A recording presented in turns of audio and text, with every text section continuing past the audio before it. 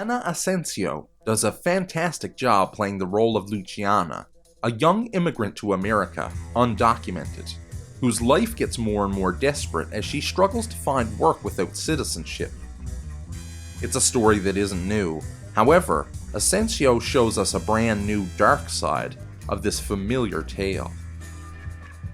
Emerging from the film is a contemporary examination of the American dream, and how that idea, now in the 21st century, has decayed, eroding from the bedrock of what American society envisioned it to be back when the country was young, or young by settler standards. Today, people think immigrants and undocumented workers are taking their jobs, when the reality is much darker.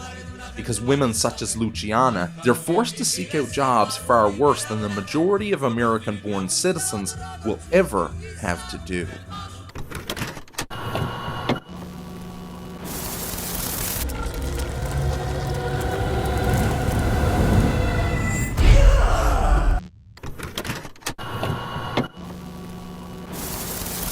Well, the American dream's never specified as a good job, and in reality, the pursuit of happiness implies an unhappiness which precedes it. This unhappiness is seen via the POV of Luciana trying to survive the big city of New York.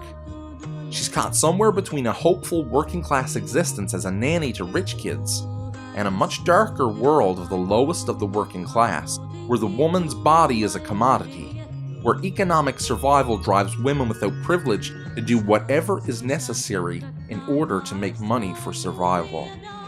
But Asensio goes a different way than what the viewers initially led to believe.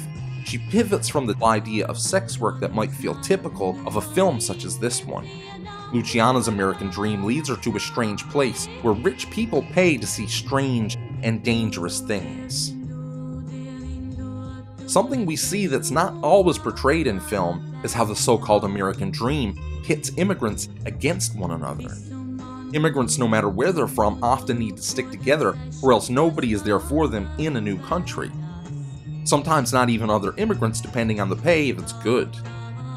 The American dream puts people at odds. The pressure of the individual being number one turns everyone against each other eventually. And we see that to a major extent here. Although Luciana proves she will not let the whole decaying process of the near-dead American dream, at least as it was originally conceived, turn her against others in need such as herself. She makes the decision near the end of the film when she puts herself on the line for someone else, even when the favor hasn't been and never would be returned.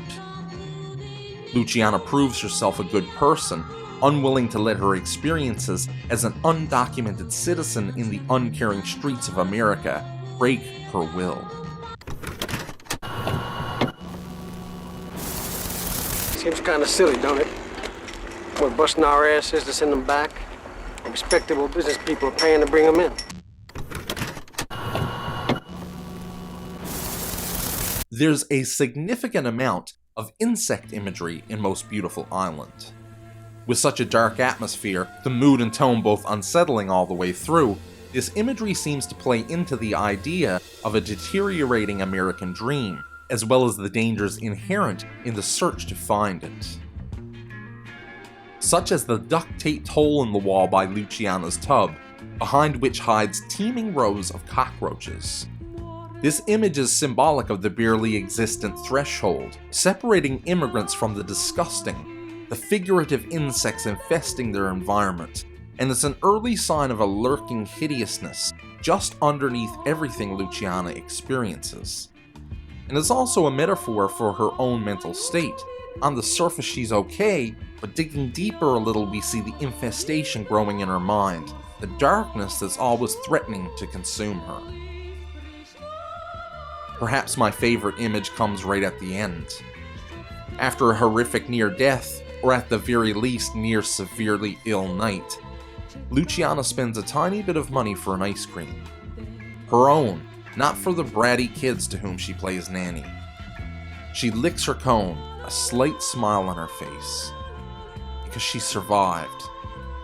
And just the idea of her getting that ice cream, such a tiny gesture for herself. You can see her enjoy it, appreciate it.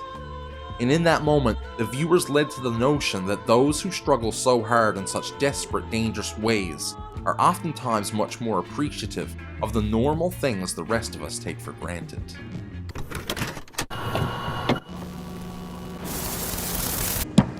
No. Most likely deportation. I'm sorry. Next. Most Beautiful Island closes with Luciana enjoying her ice cream, heading home in the night. This is a microcosm of her life, and the life of so many immigrants and undocumented citizens, where the dark and the light, the sour, the sweet, are in constant flux, right next to each other coexisting. Ultimately, this is the American dream. Kill yourself almost, and you might just get a sweet treat after you pay the bills, your rent, and everything else. Maybe. And a lot of times nowadays, not even for many. Asensio's film is about shattering the notions that undocumented citizens in America are piggybacking off the system and in turn the taxpayers. Many people don't want to look at things hard enough. They want to find a scapegoat, and it's easy to throw the blame onto immigrants. If Americans want to stick so hard to their Second Amendment to the Constitution, then they might also want to stick to the rest of their dusty old documents. Seems to me like the country's busy worrying about things like guns, trying to let everybody get their hands on them, while the American dream rots in the hands of wealthy politicians and corporations. Meanwhile, people like Luciana are lucky to even make it home from work alive.